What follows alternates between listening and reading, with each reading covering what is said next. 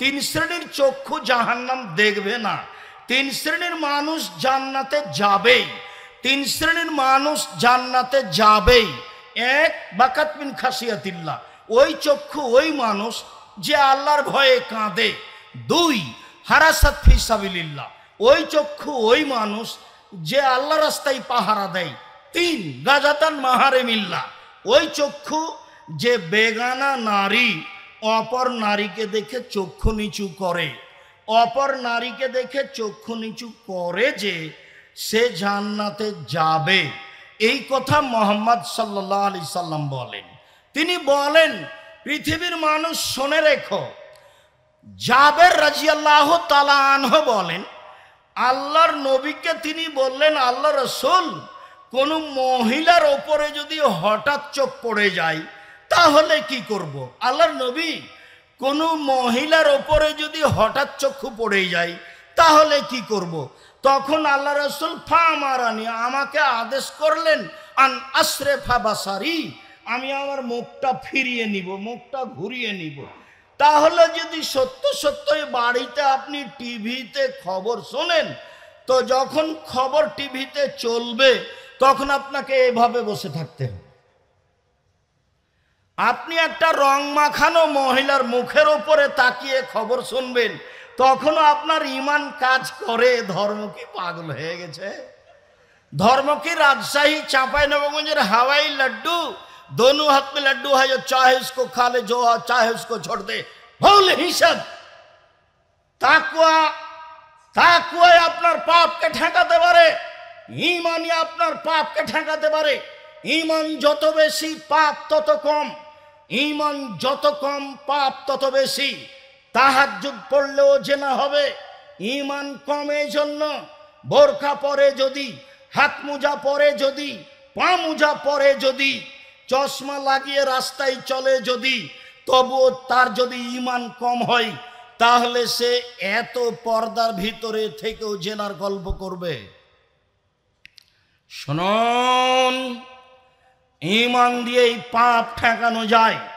সম্মানিত দ্বীনি ভাই বোন, রাসূল সাল্লাল্লাহু আলাইহি সাল্লাম বললেন, পৃথিবীর মানুষ মনে রেখো, 6টা কাজ করলে আমি তোমাদেরকে জান্নাতে নিয়ে যাব। কিভাবে নিয়ে যাব সেটা আমার ব্যাপার।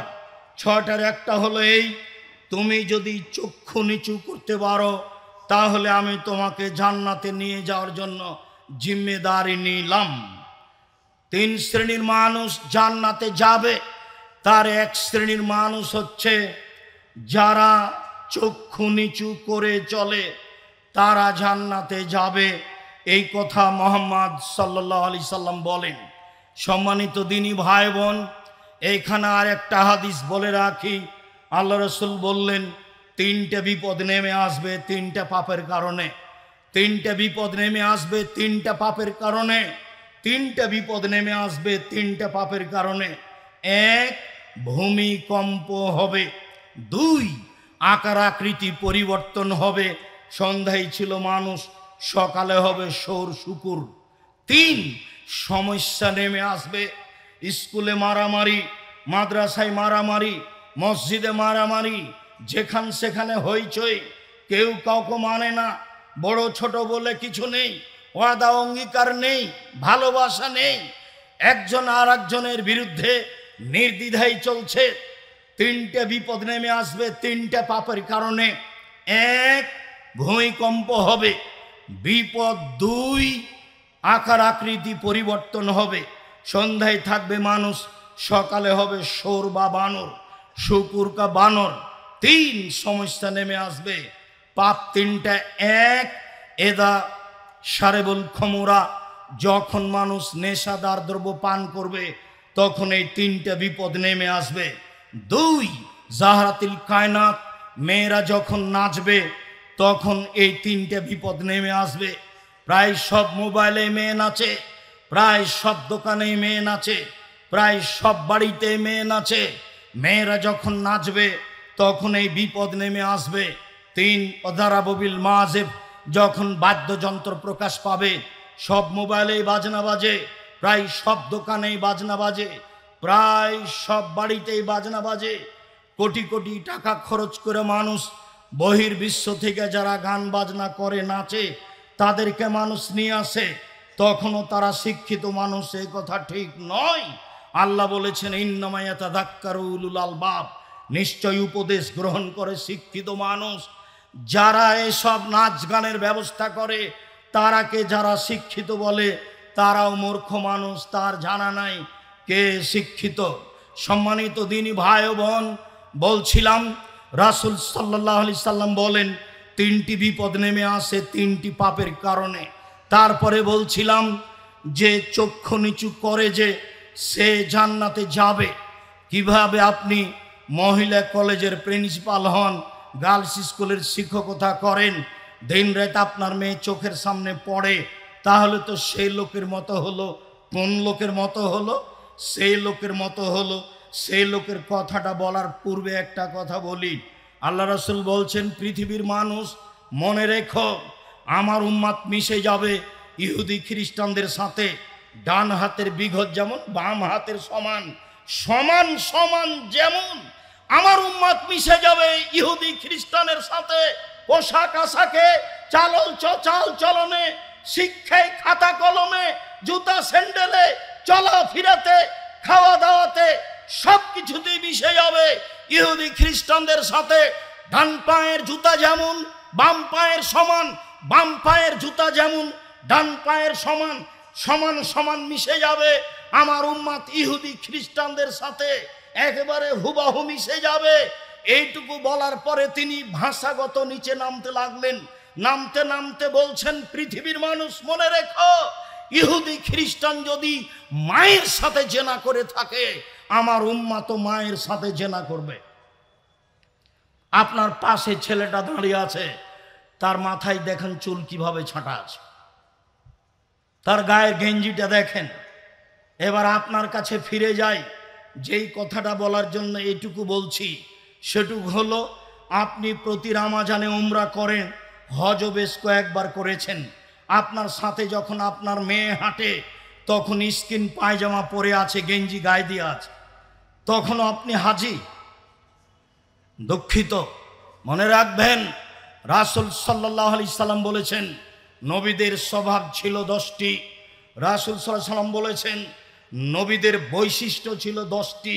রাসূল সাল্লাল্লাহু আলাইহি সাল্লাম বলেছেন নবীগণের খাসলাত, অভ্যাস, শিষ্টাচার, নীতি, স্বভাব ছিল 10টি। এক, কাসু সারেব, মোচ কেটে ফেলতে হবে, ব্লেড দিয়ে চাঁচা নয়।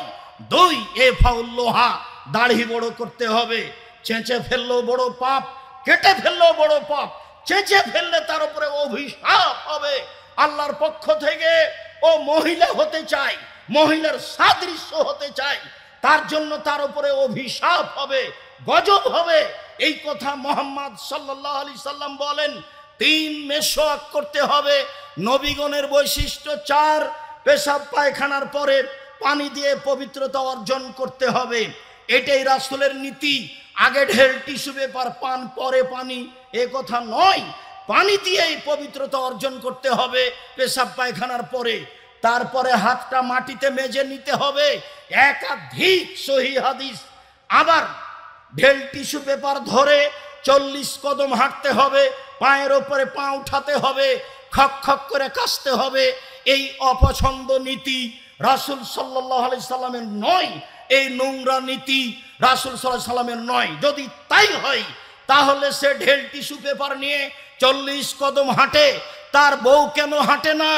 তার বউ কেন পায়ের ওপরে পা উঠায় না? তার বউ কেন খক খক করে কাশে না? তাকেই শুধু জান্নাতে যেতে হবে, পবিত্রতা অর্জন করে বউ যাবে না? এই বেইনসাফি নীতি তো রাসূল সাল্লাল্লাহু আলাইহি সাল্লাম পছন্দ করেন না। শুনুন, তারপরে তিনি বলেন কাসফুল আজফার, নখ কেটে ফেলতে হবে। নবীগণ নখ কেটে দিতেন, হাতে পায়ের নখ কাটতে হবে। আপনার মেয়ের নখ বড় আছে, মনে রাখা ভালো হবে। ইহুদি খ্রিস্টানদের পতিতালয়ের মেয়েদের বৈশিষ্ট্য হচ্ছে নখে নেইল পালিশ দেওয়া, নখ বড় রাখা। ইহুদি খ্রিস্টানদের পতিতালয়ের মেয়েদের বৈশিষ্ট্য হচ্ছে নখ বড় রাখা, নখে নেইল পালিশ দেওয়া। ইহুদি খ্রিস্টানদের পতিতালয়ের মেয়েদের স্বভাব হলো নখ বড় রাখা, নখে নেইল পালিশ দেওয়া। এই নীতি ইহুদি খ্রিস্টানদের পক্ষ থেকে এসেছে। পৃথিবীর মানুষ মনে রেখো, আমার উম্মত মিশে যাবে ইহুদি খ্রিস্টানের সাথে। ডান হাতের বিঘত যেমন বাম হাতের সমান, ডান পায়ের জুতা যেমন বাম পায়ের সমান, সমান সমান চাল চলনে, পোশাক আশাকে, স্কুল কলেজে পড়াশোনায়, খাতা কলমে, গাড়ি ছাকড়াতে, চলাফেরাতে, খাওয়া পান করাতে, সব কিছুতে মিশে যাবে তাদের মতো হয়ে। বাম হাতে নির্দ্বিধায় পাক পানি খাচ্ছে, বাপ দেখছে মা খাচ্ছে, মা দেখছে বাপ খাচ্ছে, মেয়ে খাচ্ছে। ও নাকি শিক্ষিত, কি করে শিক্ষিত হতে পারে? বাম হাতে শয়তান খায়, এ কথা মুহাম্মদ সাল্লাল্লাহু আলাইহি ওয়াসাল্লাম বলেন। আয়েশা রাদিয়াল্লাহু তাআলা আনহা বলেন, আল্লাহর নবীর বাম হাত ছিল পেশাব পায়খানার জন্য, অলিল কাদার, খারাপ কিছুর জন্য। ডান হাত ছিল খাওয়ার জন্য, পবিত্রতার জন্য। এরা শিক্ষিত মানুষ ইহুদি খ্রিস্টানদের সাথে নিয়ম নীতিতে, নোংরা নীতিতে মিলে যাওয়ার পরেও তাদের মতো হয় কি করে? রাসূল সাল্লাল্লাহু আলাইহি ওয়াসাল্লাম বললেন, নাক ফুলে বেতে বগলের লুম উঠিয়ে ফেলতে হবে। পুরুষ নারী একই হুকুম, ব্লেড নয়। হালাকোলানাতে নিচের লুম পরিষ্কার করতে হবে। ঊর্ধ্বে টাইম 40 দিন। পুরুষ নারী একই হুকুম, যেভাবে সহজ, যেভাবে সম্ভব। নবীগণের বৈশিষ্ট্য এটাই।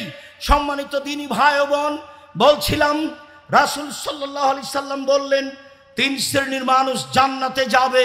তার এক শ্রেণীর মানুষ আল্লাহর ভয়ে কাঁদে যে।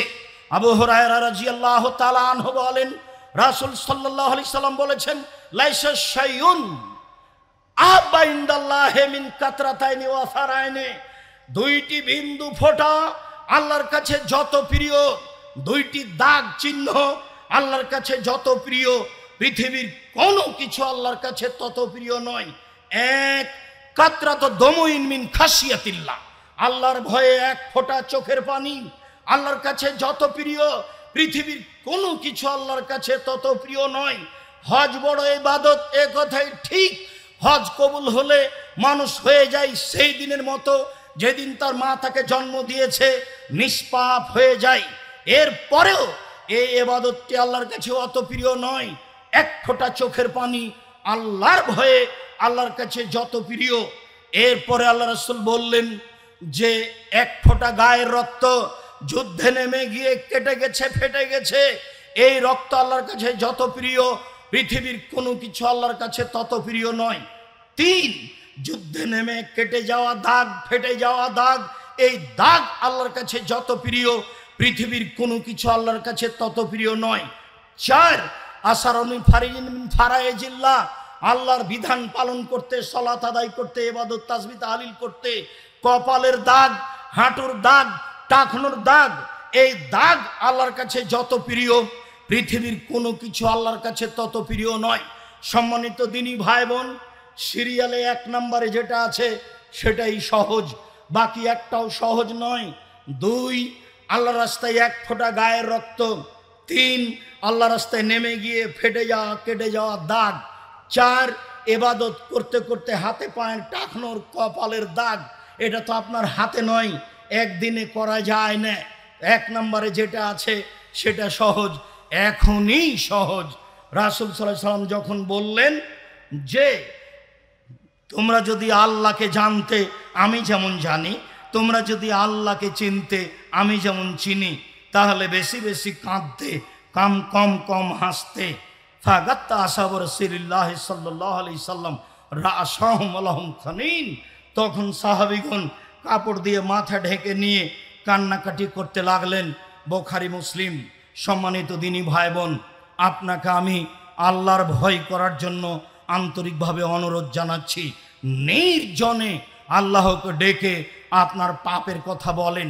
মহান আল্লাহ বলেন, মুহাম্মদ ফাইদা ফারাগতা ফানসাব ওয়া ইলা রাব্বিকা ফারগাব, যখন আপনি দুনিয়াবি কাজ থেকে অবসর হবেন তখন আপনি কঠোর শ্রমে আত্মনিয়োগ করুন।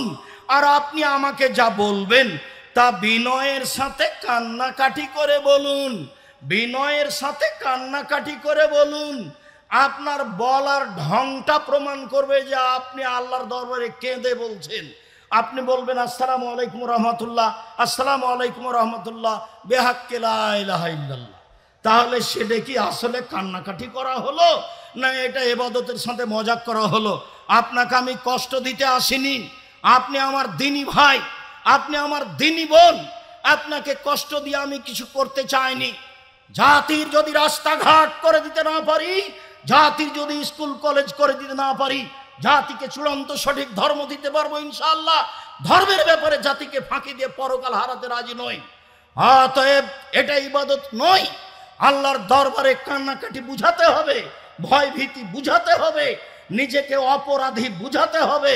তাহলে আপনি অপরাধী এবং পাপকে স্বীকার করেছেন, আল্লাহ তখন মাফ করে দিবেন। ইউনূস আলাইহিস সালাম ভুল করেছিলেন, চলে যাচ্ছিলেন, লটারিতে নাম আসায় তাকে সাগরে ফেলে দেওয়া হলো। তখন তিনি বললেন, লা ইলাহা ইল্লা আনতা সুবহানাকা ইন্নী কুনতু মিনাজ জালিমিন। আল্লাহ ছাড়া কোনো মাবুদ নেই, আল্লাহর পবিত্রতা বর্ণনা করছি। তুমি ছাড়া কোনো মাবুদ নেই, তোমার পবিত্রতা বর্ণনা করছি। ইউনূস আলাইহিস সালাম ক্ষমা চাননি, পাপের স্বীকৃতি দিয়েছেন মাত্র। ইউনূস আলাইহিস সালাম বলেননি আমাকে ক্ষমা করো। যেমন ভাবে আদম আলাইহিস সালাম বলেছিলেন, রব্বানা যালামনা আনফুসানা ওয়া ইল্লাম তাগফির লানা ওয়া তারহামনা লানাকুনান্না মিনাল খাসিরিন। হে আমাদের প্রতিপালক, তুমি যদি দয়া না করো, তুমি আমাদের ক্ষমা করো। তুমি যদি দয়া না করো, তুমি যদি ক্ষমা না করো, তাহলে আমরা অপরাধীদের অন্তর্ভুক্ত হব। তুমি আমাদের ক্ষমা করো, তুমি যদি দয়া না করো, তুমি যদি ক্ষমা না করো, তাহলে আমরা অপরাধীদের অন্তর্ভুক্ত হব।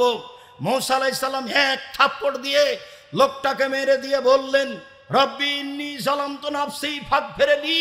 হে আমার প্রতিপালক, আমি অপরাধী, আমাকে ক্ষমা করে দাও। তিনি ক্ষমার কথা বললেন। ইউনূস আলাইহিস সালাম ক্ষমার কথা বলেননি, বলেছেন লা ইলাহা ইল্লা আনতা সুবহানাকা ইন্নী কুনতু মিনাজ জালিমিন। আমি অপরাধীদের একজন, আমি অপরাধী। তিনি নিজেকে পাপী বলে স্বীকৃতি দিয়েছেন। যখন আপনি পাপী বলে আল্লাহর দরবারে নিজেকে স্বীকৃতি দিবেন এবং প্রকাশ করবেন, প্রমাণ করবেন আমি পাপী, আমি বড় অপরাধী, আমি বড় গুনাহগার, তুমি বড় দয়াবান, তুমি বড় ক্ষমাবান, হতভাবাকে ক্ষমা করে দাও। তুমি আমার প্রতি একটু দয়া করো, তুমি আমাকে ক্ষমা করো। তোমাকে ভালোভাবে চিনি, তোমাকে ভালোভাবে চিনি। তুমি গাফফার, তুমি আজিজ, পরাক্রমশালী, সব কিছু করতে পারো, আমার পাপ ক্ষমা করে দিতে পারো। আমি আমার পাপের স্বীকৃতি দিয়ে গভীর রাতে তোমার দরবারে ক্ষমা চাচ্ছি। উমামা বাহিলি রাদিয়াল্লাহু তাআলা আনহু বলেন, রাসূল সাল্লাল্লাহু আলাইহি ওয়াসাল্লাম বলেছেন, আলাইকুম বিকিয়ামিল লাইল। পৃথিবীর মানুষ, তোমরা রাতে আল্লাহকে ডাকতে শিখো, রাতে ইবাদত করতে শিখো, রাতে সালাত আদায় করো। ফাইনাহু দাবু সালেহিনা কাবলাকুম। রাতে আল্লাহকে ডাকা, সালাত আদায় করা তোমাদের পূর্বের নবী, রাসূল, সিদ্দিক, শুহাদা, অতীতের পরহেজগার মানুষের কাজ ছিল। রাতে আল্লাহকে ডাকা অতীতের পরহেজগার মানুষের কাজ ছিল। রাতে আল্লাহকে ডাকা, এক রাতে আল্লাহকে ডাকলে আল্লাহকে কাছে পাওয়া যায়। দুই, পাপ মিটে যায়। তিন, পাপ থেকে দূরে সরে যায়। হুয়া কুরবাতুল লাকুম ইলা রাব্বিকুম। তাহলে তোমরা প্রতিপালককে নিকটে পাবা, পাপ মিটে যাবে, পাপ দূরে সরে যাবে। পৃথিবীর মানুষ, তোমরা রাতে আল্লাহকে ডাকো, রাতে ডেকে আল্লাহর কাছে হয়ে কান্নাকাটি করো। আবু হুরায়রা রাদিয়াল্লাহু তাআলা আনহু বলেন, রাসূল সাল্লাল্লাহু আলাইহি ওয়াসাল্লাম বলেছেন, লাইসা শাইউন আকরামা ইনদাল্লাহি মিনাদ দুআয়ে। আল্লাহর কাছে চাওয়া কাজটি আল্লাহর কাছে যত প্রিয়, পৃথিবীর কোনো কিছু আল্লাহর কাছে তত প্রিয় নয়। এক, আল্লাহর ভয়ে কান্নাকাটি, এক ফোঁটা চোখের পানি আল্লাহর কাছে যত প্রিয়, পৃথিবীর কোনো কিছু আল্লাহর কাছে তত প্রিয় নয়। চাওয়া, বলা যে আমি পাপী, আমার একটু জমির ব্যবস্থা করো, এই কাজটা তার কাছে যত প্রিয়, পৃথিবীর কোনো কাজ আল্লাহর কাছে তত প্রিয় নয়। বরং মানলাম ইয়াসারিল্লাহ একদাব আলাইহে, যে আল্লাহর কাছে চায় না তার উপর আল্লাহ অসন্তুষ্ট হন, যে আল্লাহর কাছে চায় না তার উপর আল্লাহ অসন্তুষ্ট হন। আল্লাহর গতিবিধি আর মানুষের স্বভাব দুটাই এক নয়। আল্লাহর গতিবিধি আর মানুষের স্বভাব দুটাই এক নয়। মানুষ ধনী, মানুষ প্রতিবেশী, গিয়ে বললেন আমার ছেলের হাত ভেঙে গেছে, দয়া করে 10,000 টাকা দেন কর্জ, আমি ছেলেকে মেডিকেলে নিয়ে যাব, আপনি তো সবাকে দেন। তো বলবে কি করি, এখন তো টাকা পয়সা হাতে নেই। আচ্ছা ঠিক আছে, অন্তত 5,000 7,000 নিয়ে যাও। পরের দিন আবার গেছেন যে আমার ভাগনার হাত ভেঙে গেছে, একটু 10,000 টাকা দেন। তো বলছে তোর জন্য টাকা বানায় নাকি রে। এটা হলো মানুষের স্বভাব গতি। আর এরকম কথা আল্লাহকে যত বলবেন তত খুশি, যত বেশি বলবেন তত খুশি। এটা তার গতি, এটা তার নীতি, এটাই তার গতি, এটাই তার নীতি। ওর কাছে চাইলে তিনি খুশি। তাই তো রাসূল সাল্লাল্লাহু আলাইহি সাল্লাম বলেন যে সবচেয়ে আল্লাহর কাছে পছন্দনীয় মান শাররাহু ইয়াস্তিজিবা দুআ ফি সাদায়েদ। কেউ যদি চায় বিপদে পড়লেই যেন আল্লাহ আমার কথা মেনে নেয়, বিপদে পড়লেই যেন আল্লাহ আমার কথা মেনে নেয়, বিপদে পড়লেই যেন আল্লাহ আমার কথা মেনে নেয়, যা বলবো সেটা মানবে, যা বলবো সেটা মানবে। তাহলে উচিত হবে আই ইউকসিরা দুআ ফির রাখায়ে, যখন ভালো অবস্থায় আছে তখন বেশি বেশি দোয়া করতে হবে, যখন বিপদে পড়েনি তখন বেশি বেশি দোয়া করতে হবে। তাহলে বিপদে পড়ে বললেই তাড়াতাড়ি কবুল হয়ে যাবে। সম্মানিত দিনী ভাই বোন, আমার মনে হচ্ছিল অনেকক্ষণ আগেই সময় শেষ হয়ে গেছে, আমি পরিস্থিতি আঁচ করিনি, তারপরে বেশ কিছুক্ষণ বলে ফেললাম। আপনাকে আমি খুব ভালোবাসি, অনেক দূর থেকে এসেছি, যার কারণে মনে হয় পরিস্থিতিকে উপেক্ষা করে কিছু বলা হলো, মনে কিছু নিয়েন না। আমার মনে বড় সাধ, এই দেশের মাটিতে আমি উন্নত মানের প্রতিষ্ঠান গড়বই গড়বো ইনশাআল্লাহ, যেখানে ছেলে মেয়ে বাংলা ইংরেজি আরবি উন্নত মানের শিক্ষা অর্জন করে জাতির অন্যায়ের বিরুদ্ধে লড়বে, মুখে কলমে মিডিয়াই লড়বেই লড়বে। সেই পণ নিয়ে, সেই ত্যাগ তিতিক্ষা নিয়ে বাংলার মাটিতে জীবন বাজি রেখে লড়ে যাচ্ছি। সম্মানিত দিনী ভাই বোন, সেটাই হচ্ছে জামিয়া সালাফিয়া, দেশের সর্ববৃহৎ প্রতিষ্ঠান জামিয়া সালাফিয়া। প্রায় 100 বিঘা জমির ওপরে রূপগঞ্জ, নারায়ণগঞ্জ, ঢাকা জামিয়া সালাফিয়া আয়তনে সবচেয়ে বড়। প্রায় 40 বিঘা জমির ওপরে জামিয়া সালাফিয়া ডাঙ্গিপাড়া পাওয়া রাজশাহী। প্রায় 60 বিঘা জমির ওপরে জামিয়া সালাফিয়া মহিলা শাখা রাজশাহী। প্রায় 20 বিঘা জমির ওপরে জামিয়া সালাফিয়া দিনাজপুর। আর চট্টগ্রামে পরিকল্পনা চলছে, জমি হয়েছে, হবে ইনশাআল্লাহ। আমি কোনো মতেই চট্টগ্রামকে দুর্বল চোখে দেখিনি ঢাকার চেয়ে, বরং ঢাকার চেয়ে চট্টগ্রামকে ভালো অবস্থায় দেখতে চাচ্ছি। সেই সুবাদেই দিন কাটাচ্ছি। চট্টগ্রামের মাটিতে ইনশাআল্লাহ জামিয়া সালাফিয়া গড়বই গড়ব ইনশাআল্লাহ, যে কোনো মূল্যে জামিয়া সালাফিয়া চট্টগ্রামের মাটিতে হবেই হবে ইনশাআল্লাহ। কিভাবে হবে আমি তা জানি না, নিশ্চিত হবে, অবধারিত হবে, হবেই হবে ইনশাআল্লাহ। আমি এতে নিশ্চিত। আমার মনে বড় সাধ, এই দেশের মাটিতে উন্নত মানের শিক্ষা প্রতিষ্ঠান গড়ে ছেলে মেয়েকে বাংলা ইংরেজি আরবি উন্নত মানের শিক্ষা দিয়ে জাতির অন্যায়ের বিরুদ্ধে লড়বো, মুখে কলমে মিডিয়ায়। জামিয়া সালাফিয়ায় প্রায় 5,000 ছেলে মেয়ে পড়ে।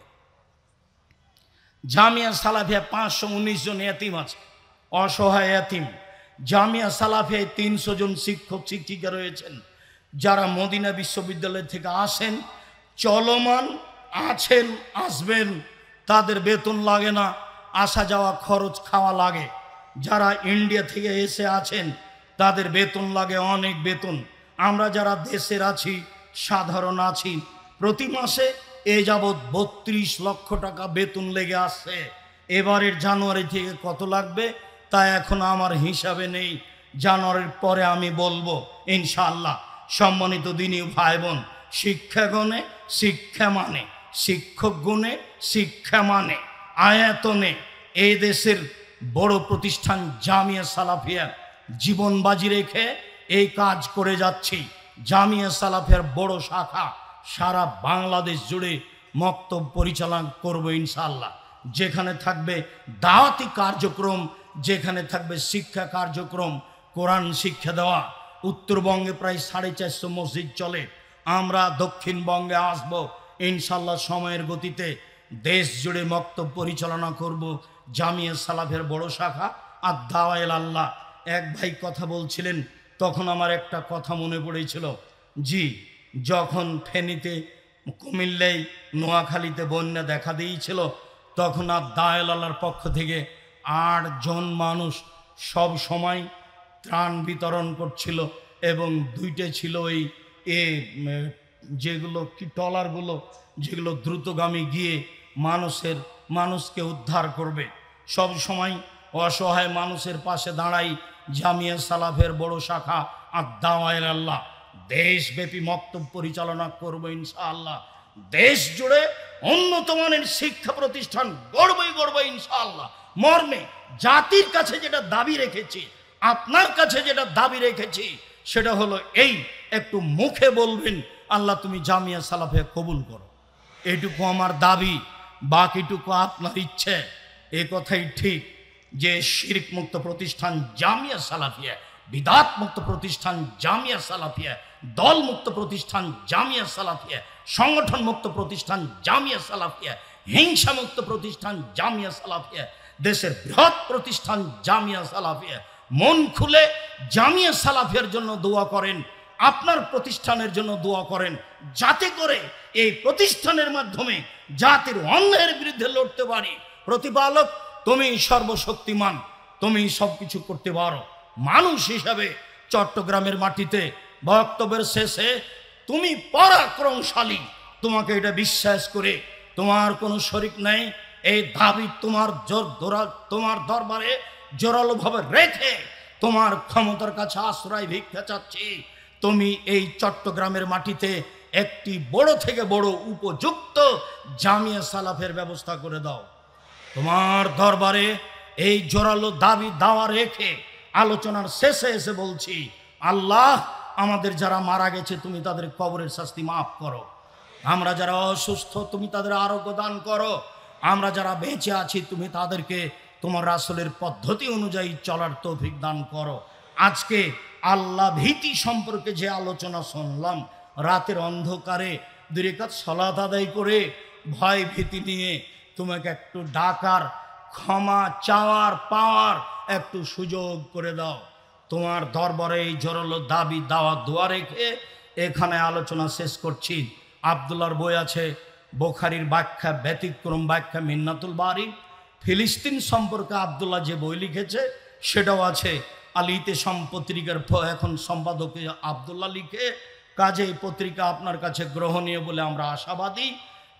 পত্রিকা আপনার লক্ষ লক্ষ টাকা খরচ করে আল ইতিসাম পত্রিকা বের করেন, বড় বড় বিদ্বান রেখেছেন, 12টা মুফতি আছে জামিয়া সালাফ আপনার পত্রিকার জন্য। আমি খাকসার সাধারণ মানুষ বড় বড় বিদ্বানদের সামনে বসে থেকে আপনাদের খিদমতের জন্য ফতোয়াগুলো প্রতি মাসে দেখি মাত্র। সম্মানিত দিনী ভাই বোন, জামিয়া সালাফের সব বই পুস্তক যথাযথভাবে মূল্যায়ন করার দাবি রেখে আল ইতিসাম পত্রিকা আপনি ব্যক্তিগতভাবে নেবেন আর এজেন্ট হিসেবে নেবেন, এই দাবি রেখে চট্টগ্রামের মাটিতে জামিয়া সালাফে হবে ইনশাআল্লাহ। এই জোরাল আল্লাহর কাছে আপনার কাছে দুয়ার দাবি রেখে আজকের মতো কথা এখানে শেষ করলাম। সুবহানাকা আল্লাহুম্মা ওয়া বিহামদিকা আশহাদু আল্লা ইলাহা ইল্লা আনতা আস্তাগফিরুকা ওয়া আতুবু ইলাইক। আসসালামু আলাইকুম ওয়া রাহমাতুল্লাহ। জাযাকুমুল্লাহ খায়রান ওয়া আহসানুল জাযা। সবাই